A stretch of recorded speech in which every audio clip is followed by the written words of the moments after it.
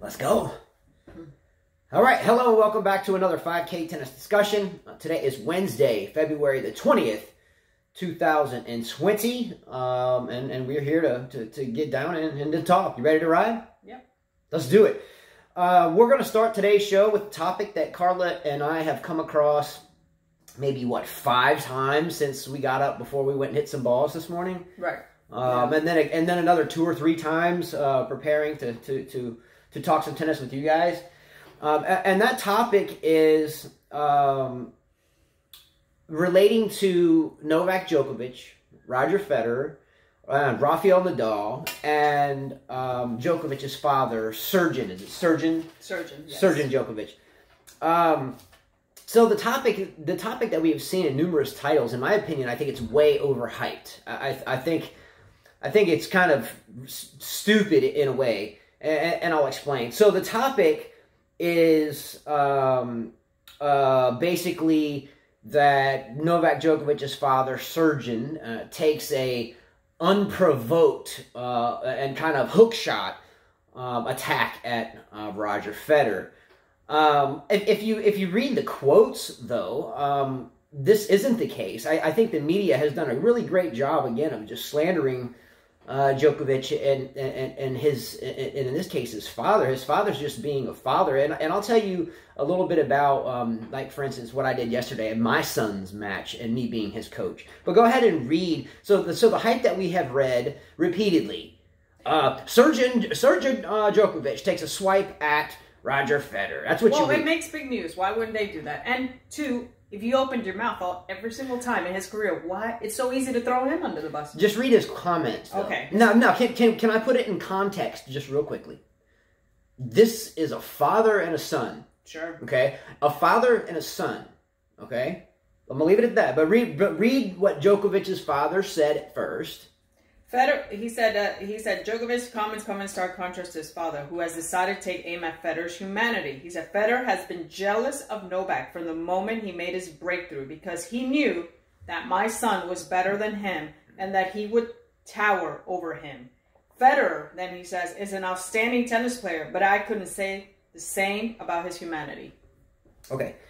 The comment his father made is what any father would make, especially a father that's involved in their son's tennis game. So I think this is a very biased media. Well, the first comment is fine, but the second comment saying Federer's an outstanding tennis player, but I couldn't say that about his humanity. Who are you to question his humanity? That's wrong. Okay, The first comment is fine because we're all parents and we're gonna defend our kids. But the second comment, now you're talking about the way the person is, and you don't know them personally. You're just watching a tennis match. There's a difference between a man and a woman for a reason. You're seeing it as kind of morals behind the scene. No. Can I finish my statement before you cut me off? Sure, but and then you can rebut it. But can I say it before you cut me off? Yes, I'm not seeing it that what you're saying. No. What happens to me, Carlo, when I'm at my son's tennis matches and they make mistakes? I do the same thing. I do the same thing. Just tell your story. Do I say things I don't mean at their tennis matches? Of course, yes. Do I say things very hostile in a way, regrettably, in front of their opponent's kids, trying to pump my kids up? Sometimes. Yeah, I think yesterday Christopher was playing, right? And I'll talk about that. Okay. Well, I have a whole segment written about that incident yesterday during one of my son's matches. Yeah, he does. Okay, it's a different topic. But he gets super emotional. I am very passionate here that whatever Djokovic's father said is nothing but a soldier, nothing but a patriot, defending his son in a way, but being heated and internally and just fed up. I don't disagree with what he said at all. Not in the first part. When we are in the heat of battle, in the thick of things, sometimes we shoot from the hip, and sometimes the people, the media outlets will quote this and run the town with it. Of course they will. And totally flip it in the other way. Of course they will.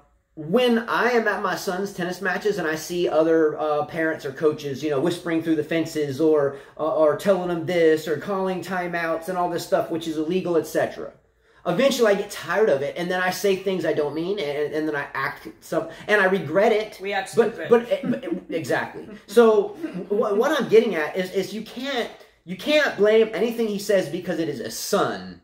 Right. No, I don't blame him for saying that. It's different. I don't blame him. I think that he is correct in feeling that way. He's seen his son battle through a lot from the beginning of his career. So that quote, what he said... Well, bombs were falling on his head. I would say the same thing. I would say the same exact thing. I'm going to fight for my kids. I would say worse. But I don't agree with him questioning Federer's humanity. I think he went a little overboard. He always does. He always does. But what I'm saying... He always does, though. But what I'm saying is a big deal? Or is it just the media making a mountain out of a molehill? That's where you got to be careful what you say in the media, right? They're going to blow it. Who gives a shit? I don't think anybody cares. I think we all know that the three guys, Roger Federer, Nadal, and Djokovic, they have a huge rivalry. We all know that they're not the best of friends. They respect each other, and that's about it. Maybe Nadal and Federer are friends, but not Djokovic. But who cares? That's what tennis rivalry is. As long as you respect each other, you don't have to love each other. The way it was written up, 7 different ways, 7 different titles, 7 different journalists is delivering what is oddly... I read like 7, I promise you, like 7 different articles, and it was from like 7 different journalists. That's why I didn't cite one in particular. It was like 7 different ones, but they were all almost identical. So it was kind of odd, you know, but nonetheless, the basic titles were the same. A bizarre and unprovoked attack on the greatest of all time, Roger Federer. And if you read it, you know, that gets you to click on it, and then you read it. You're like, this is a father that's just freaking ready to go to battle with his patriotic and soldier-like son, and that's what I'm about. Period. I know you're different, and that's... No. If you attack my son, if someone comes up to me and says anything... It's on. It's on. And I'm always going to be on you. We were watching the match yesterday, and we're screaming what the kids should do, but I know more my limit than he does, because I had a dad that yelled every single time, and I'm sure he's watching the show, and I did not like it. I didn't like when my dad would open his mouth about other opponents. Therefore, I watch myself more than you do. I don't watch myself, not with my boys. Not with my boys. With the girls, okay, you know, the younger... Well, they haven't been they're not into intense tennis yet. Well, Lily's getting there, but the boys, no. I'll do what I got to do, and if I have an opponent with a parent or coach that's breaking the rules and they call me out because I did it after they did it, then it's on, and I'll always be in your face. He went so far yesterday. No, look, I got a segment for that. Wait, it was terrible. Wait. Well, no, it wasn't terrible. I did what I had to do. Soldier shit. Well, yesterday I had that coach approach me. Man. I guess he didn't know those were my 2 boys playing. Did what I had to do. And he tried to do the same thing, kind of attack. But I got a segment for that. Let's get back to Djokovic. Okay. So can you read the comment subsequently that Novak made about his relationship kind of in the locker room or behind the scenes with Roger and as well Rafael Nadal? He said, it is awkward sharing a locker room with his fierce rivals. We mostly avoid each other. Locker rooms aren't that big elsewhere, so we sometimes hide behind our lockers or something like that. Sometimes we take showers, cabins next to each other, but we don't look.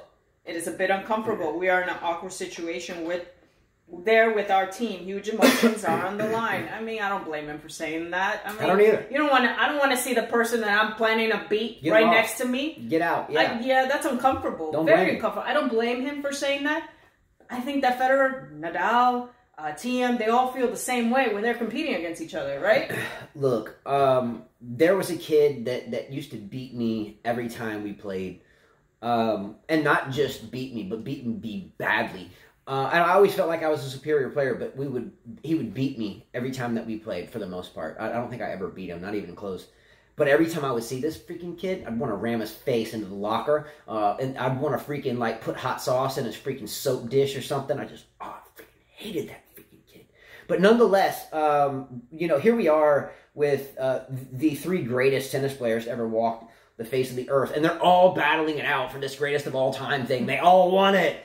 And the two elders, Nadal and Federer, obviously know that Djokovic is like... How much older is Djokovic than... Well, I thought those guys were so close in age. I forget about biological age. I'm talking about the age... the body. The body. Yeah. The body. Djokovic is still a couple years younger, in my opinion. 33, Nadal? Djokovic to me is a couple years younger in body. I agree. Than Federer or Djokovic or is Nadal. 32. He'll be 33 next. So I think Djokovic still has 4 more good years in him, barring he stays healthy. body doesn't break or something. So, geez, this guy could have, should have, would have, maybe, 22, 23, maybe no problem. And I think Nadal and Federer know that. But when you're at this level, you can't expect to have a happy locker room. You're talking about the history of tennis. Yeah. The record books for all time, for generations and generations to come. One of those guys wants it. How you want to be best friends with that? You that can't be best friends. Well, we understand that Nadal and Federer are that way, and they go do their exhibition and world record matches in South Africa. However, you know what was some really cool soldier-ass shit that I saw today or yesterday?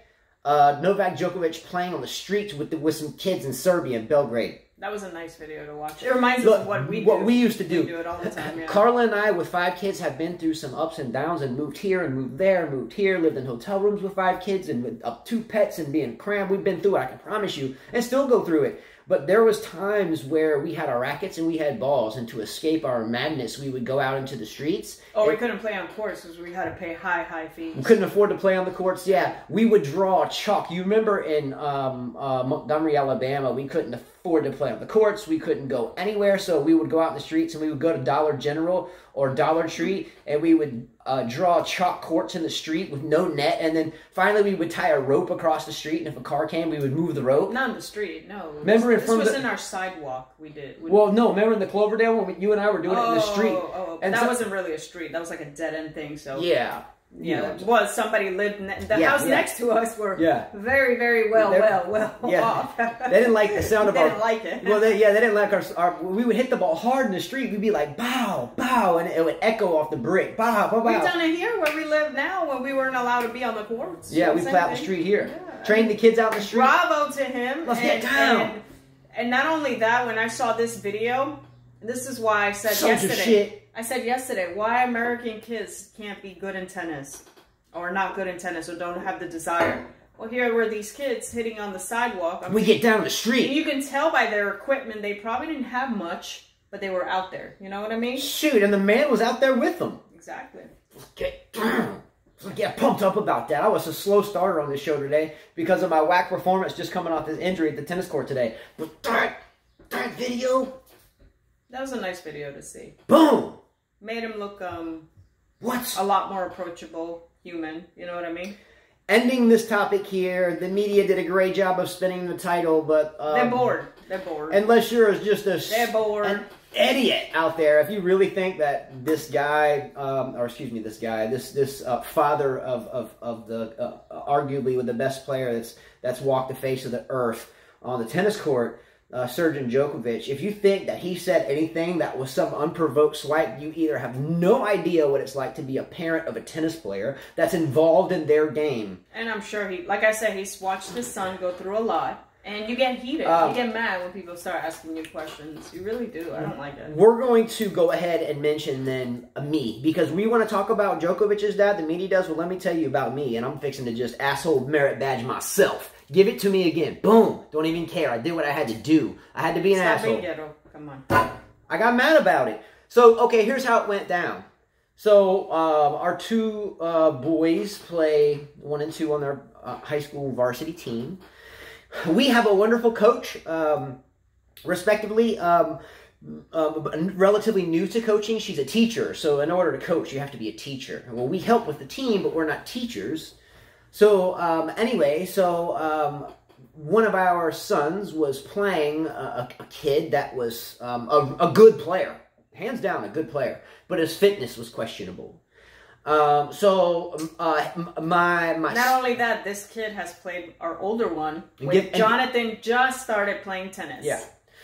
So, how did this go down? Okay, so the first set was very close. And my son Christopher understood that this guy's fitness was suspect. My son Christopher lost the first set in a really tight 6-4 first set. But he had him on the ropes physically. Going into the second set, Christopher had him up. My son Christopher now had him up 4-2.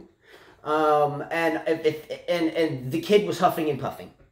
So the opposing coach, who was a teacher of that school, because he was a teacher, you are considered certified, which is BS bullshit. to talk to the kids. So by the rule book, unless you are a certified teacher or coach through the school, then you cannot coach from the sidelines. So you can coach from the sidelines in high school, but unless you are a certified teacher that gives you the ability to be a certified coach, you can't talk between the fence. Well, our coach she does a really wonderful job, and she's a teacher, and she didn't know that. And she kind of relies on us to keep some of the stuff going, and we're a team, but we're not teachers, so we're not certified, but we're both internationally certified coaches from organizations, but neither here nor there. So my son the kid he's playing is huffing and puffing. And my son's over like that. Yeah, I got this kid now. I got him on the ropes this game. This is mine. Well, the other coach is huffing and puffing because they were a heavy favorite to win. So the other coach walks around and gets the other kid and brings him to the fence and gives him like a 5-minute speech against the fence about whatever. In other words, he's letting the kid catch his breath. Well, I start going up to my son and saying, man, don't worry about that, man. He's giving him a breather. You got this kid, man. Just stay. Make him move. Make him move. Keep him moving. Make him cramp. Good. You got it. Keep fighting. Keep using the jab. Keep using the jab. Keep him out there. He's not fit. Meanwhile, I said what I had to say in like 10 seconds. Homeboy was over there for like 5 minutes letting this dude drink water and huff and puff at the damn fence. So I got hostile at a point, and the coach was looking at me, and I'm looking right at him, dead in his eyeball like this. Right in his eyeball. And he walks by me, and I'm still looking dead in his face. He walks down to the side. I didn't tell you this, did I? That's when he came and talked to you. Yeah. So he walks by me, and he's like, a respectful dude, but he doesn't get on their dad. He thinks I'm just, some white dude, some gringo, and, whatever. I mean, me and my kids have a different complexion completely. So the coach is like, I've never seen this dude in my life. And he's like looking at me, and he's over there giving dude a water break, right? No, it was 4-2. It wasn't even time to switch sides. It was in the middle of a game. Yeah, unfortunately, it was our in the middle coach of the did not game. know that. And I went to go hit with Lily, so I stopped watching that because the older one was next to me. And he had one hit set 6-0, and then everything changed for him. So I'm eyeballing this coach, and he comes around. I'm eyeballing this coach. He comes around. He's like eyeballing me, and then he starts shaking his head like, this dude really keeps staring me down. I'm like, that's right. I'm gonna keep doing that shit. And he walks down this way, and he keeps looking at me, and I'm still looking at him. And then he goes and starts talking to you. And then he realizes we're married, and those are our kids. And then the tone kind of changed, and he was like, "Oh, okay, you got really good kids." No. I was like, "Oh, what do we?" So the coach straight up pulled a medical bullshit. Put a medical timeout. He put some. Okay, so the kid recovers, and subsequently Christopher loses the match. Well, Christopher got cold. He got cold standing there. So and it was cloudy, kind of drizzly, 65 degrees, 60 degrees. He got cold, stood there and frustrated and lost the match. Yeah. And then let the kid that was huffing and puffing put some more steam back in his legs that were about to fail him. So that's why I can't say I hate on Djokovic's father, because I was ready to ram my tennis racket up that dude's ass yesterday. So was I when he approached me. He said, "Let me talk to you." I was like, what is this guy going to tell me? Because I was already mad that Jonathan let the other kid in after the guy talked to him. I was like, man, he had this match in his hand. Yeah. In his hand. Yeah. I would have destroyed that kid. Yeah. With this loopy American forehand BS. Yeah, and because I was staring, because I was staring the coach down like this, and he was like that. So all the way down the stairs, and he walks down this pathway, and he turns around, still looking at me, and I didn't even waver, I didn't even blink, and then he starts shaking his head like this, and I was like, yeah, I'm not even gonna blink on your.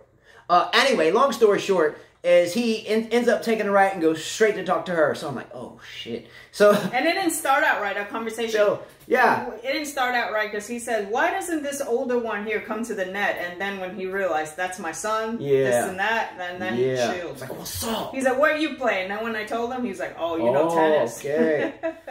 Yeah. All right. So anyway, but yes, I don't blame him for defending his son. I would do the same thing. I did that yesterday, so I scream too, except I know my limits. All right, everyone. Much love to all of you. It was a great show today. Quick show today. I had a really good time with it. Honestly, Carla, I know I had that was like one topic. I think a lot of you have mentioned at times, sometimes, hey, stick to a topic. We'll watch it. Put timestamps in, and we're trying to get better at that. But I still have a comment to read on tomorrow's show from Tennis Sir. I'll talk about Sophia Kenin on the next show. The match, by the way, last night between Alejandro Davidovich Fokina losing to Thiago Seyboth Wild in a battle in 3 sets. I want to touch on that. Was 3 set, almost 4-hour match. Jack Sock, I want to touch on, and I think we deserve to talk on that subject for a little bit, and that's an in-depth subject. So we'll brush on that. Adios. Kyrgios pulled out of Delray Beach. No shock. We talked about the New York Open and Delray and the lack of intensity thereof.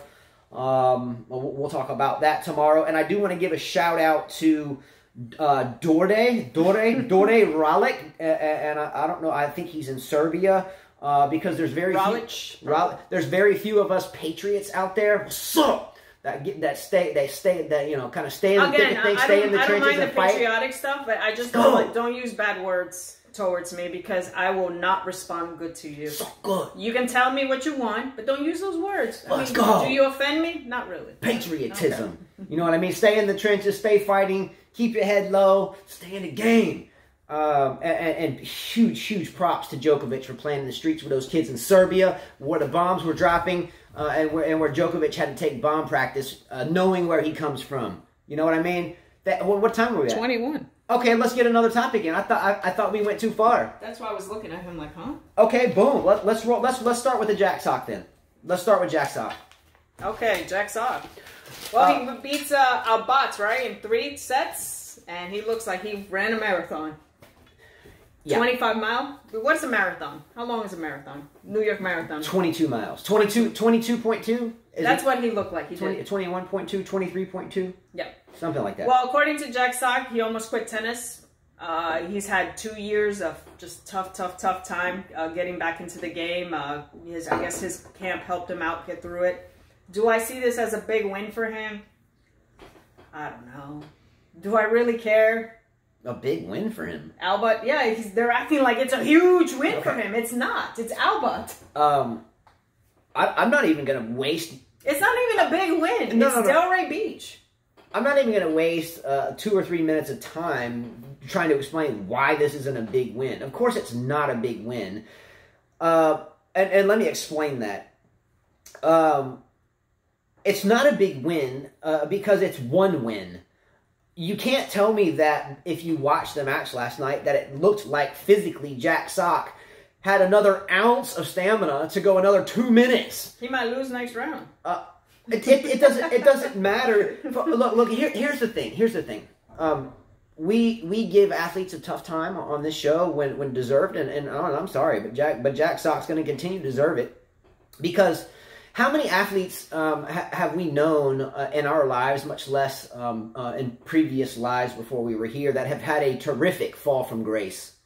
How many athletes have had falls from grace? Many. It's part of life. It's one of those things that happen. Currently, the likes of Bernard Tomic is a fall from grace. I always thought Kyrgios could be a close one, but just in history, who had a bad fall from grace? What about Mike Tyson when he bit Holyfield's ear? Give me another huge fall from grace. Yeah, but he had. What about the quarterback that came out of the draft that played for Washington State? What was his Ryan Leaf? Was it Ryan Leaf that was drafted number 2 behind Peyton Manning that ended up robbing people's houses for prescription painkillers or something? Mm-hmm. What was another one that the LSU quarterback was it Jamarcus Russell? I think I don't know. There's been a lot of fall from graces though. Sure. A lot of fall from graces. Jack Sock.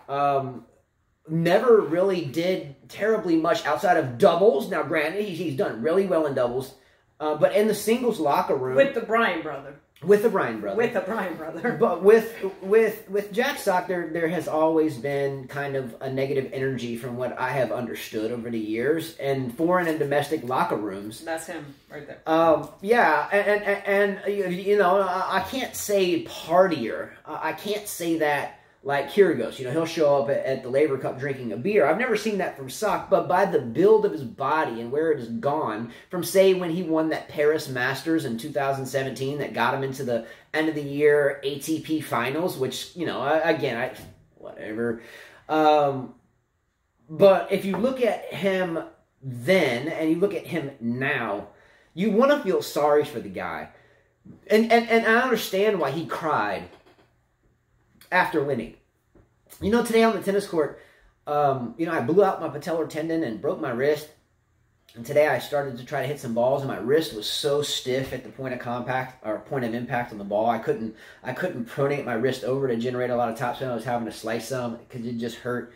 And my knee, I couldn't drive off the back foot and land on my front and the backhand side. It was kind of depressing, you know. I kind of got down. So I get it that if today I would have played very, very well because of all this crap that I've been through surgically, you know, I probably would have cried. So I understand why he cried. I'm not going to give him... sure, I can understand that. Yeah, I'm not going to give him pink panty points for crying. I get that. I do. He didn't play much at all last year. Wanted to give up the game. And I get I get that he loves the game, or he wouldn't be there. It's tough to be a tennis player. I find tennis to be one of the toughest sports out there to master. Yeah. So look, so I'm trying to prop this guy up before I kind of tear him down a little bit.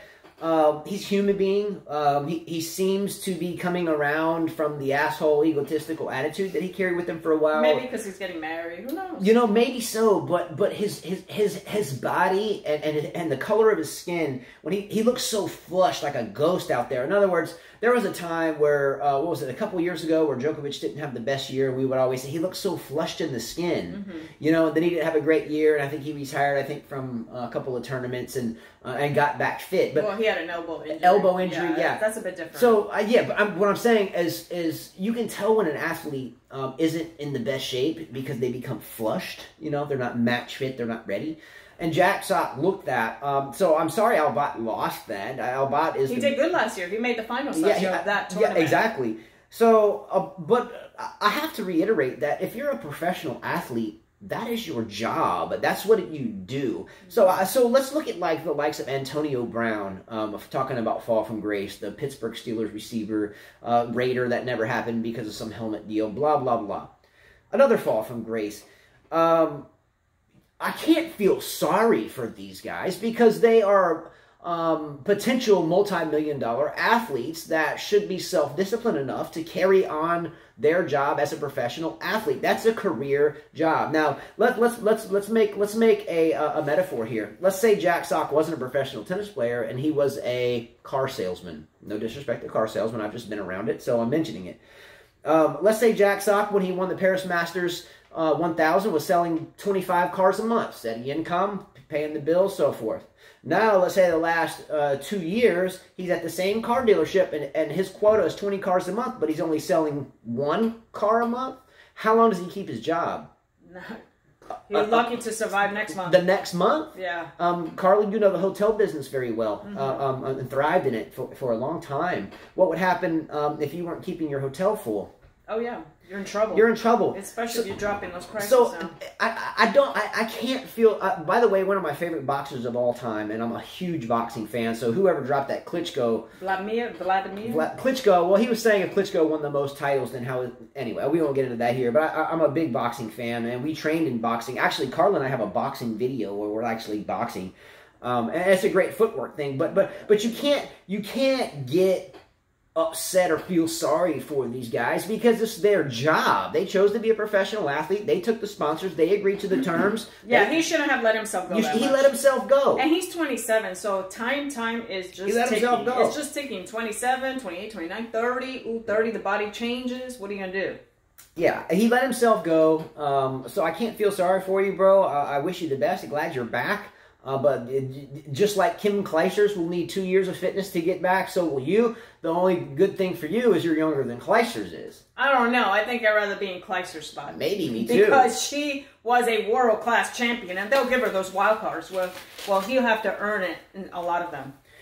Maybe, and she's got money to travel and all that. She doesn't need to prove anything. He still has a lot to prove. Yeah. So, anyway, all right, so we'll end it there. Much love to all of you, so I won't do the same spiel again because you already got that on part 1. Flawed by me. Let's go get down. Stay loyal, stay true, stay patriotic, be kind because everyone you meet is fighting a hard battle, tough battle. Stay true, loyal. And let's not forget, welcome to the Patriot Club, Dorde Rolich. I love Patriots. There's only very few of me out here. Got to stay true. Let's go. Come on.